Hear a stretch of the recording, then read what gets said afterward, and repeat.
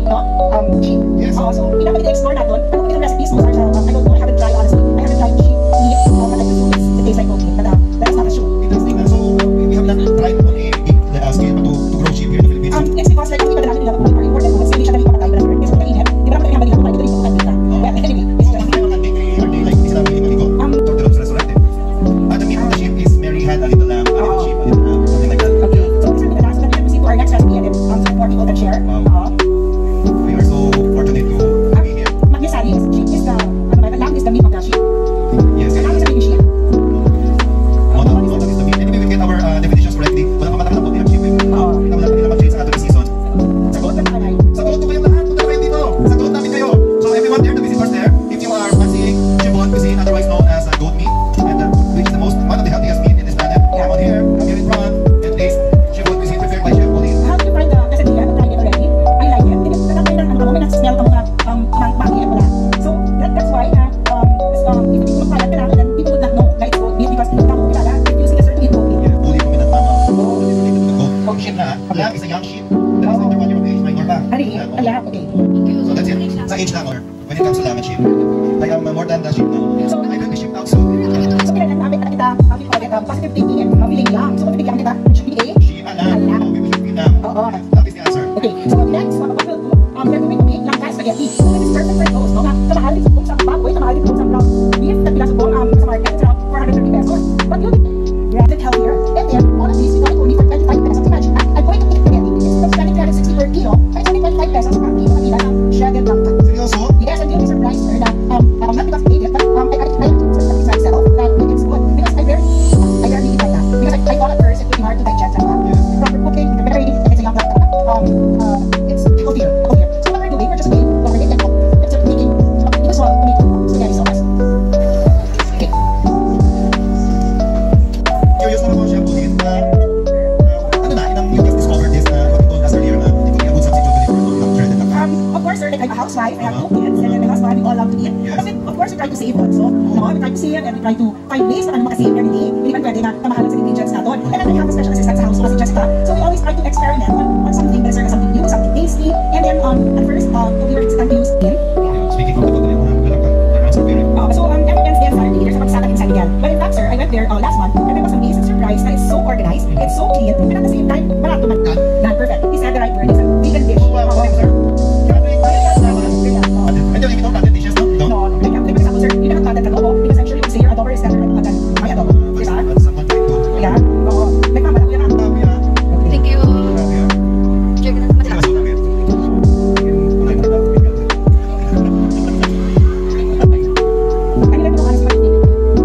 This is Times scenario here.